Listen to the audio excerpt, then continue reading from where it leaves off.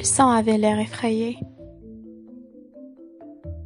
Il coulait dans le corps avec une épée. Son ennemi était transcendant. Toutes les glandes ont essayé de l'empêcher. Il entra dans le palais des artères. Il trouvait de belles fées, portant le rouge fumé. Il l'avait accueilli avec stupidité,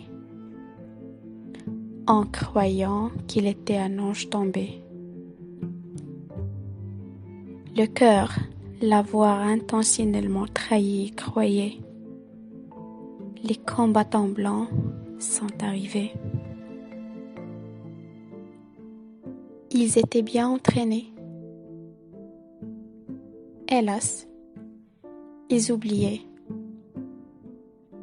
que leur ennemi est un monstre rusé. Ils finissaient par reculer et d'autres étaient tués.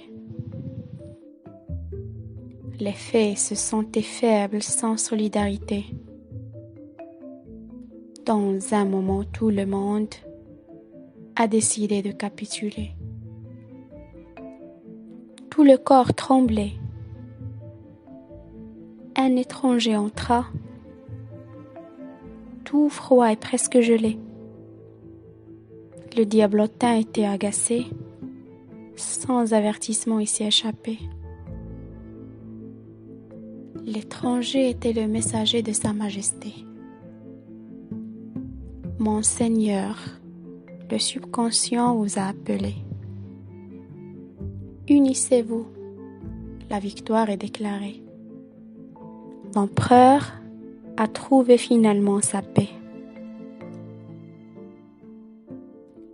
Salut à tous et à toutes, je m'appelle Rizlan Steki, marocaine et prof de langue, chercheuse en psychologie et la science d'énergie.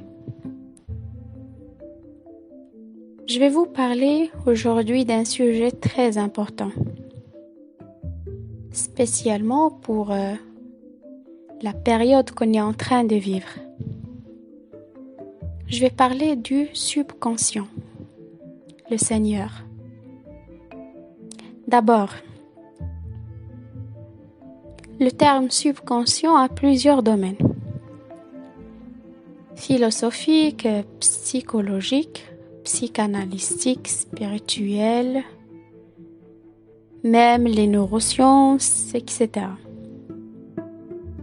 Donc, ce terme n'a pas une définition précise. Mais d'après ce mot, subconscient, on peut noter qu'il est le contraire du conscience. Ça veut dire quelque chose qui est hors logique. Alors, la discussion reste courante sur ce concept. Mais ce qu'on doit savoir, c'est que le subconscient est un élément très important qui existe. Donc, il existe et qui gère nos actions, nos réactions, nos interprétations et même notre vision au monde. Donc, pour moi, je vais discuter ce sujet du côté psychique. Vous devez savoir que le subconscient ne diffère pas entre le réel et l'irréel. Comment il fonctionne ou comment il réagit selon les informations et les croyances et les idées qu'on lui présente, qu'on lui donne. Le subconscient, c'est une machine qui fonctionne sans distinction. Il ne distingue rien et qui ne dort jamais, même si nous sommes en sommeil. La programmation de cette machine sont nos idées, nos émotions et nos convictions. on doit savoir que cette machine est la responsable de ce qu'on était dans le passé, de ce qu'on est maintenant et de ce qu'on sera demain. Comment cela? C'est que la réponse, c'est la programmation qu'on donne à notre subconscient. Et c'est très simple en effet. Par exemple, au lieu de dire triste, dis heureux.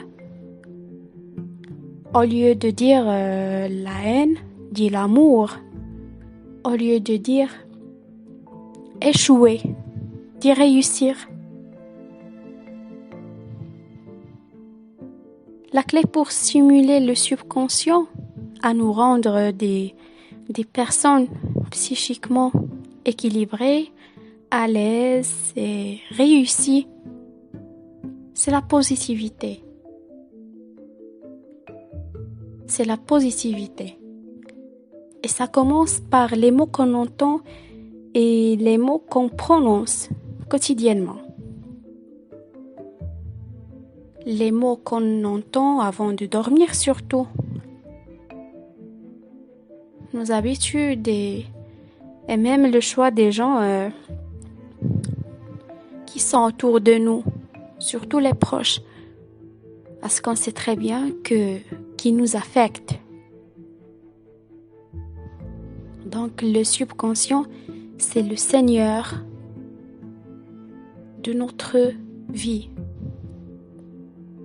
On doit vraiment lui tenir compte et on doit vraiment faire très attention à nos idées et nos habitudes. Parce qu'ils sont ses serviteurs. Alors, j'espère que ma discussion était intéressante pour vous. Merci beaucoup pour votre attention et quoi qu'il arrive, soyez toujours heureux et positifs et atteignez votre paix.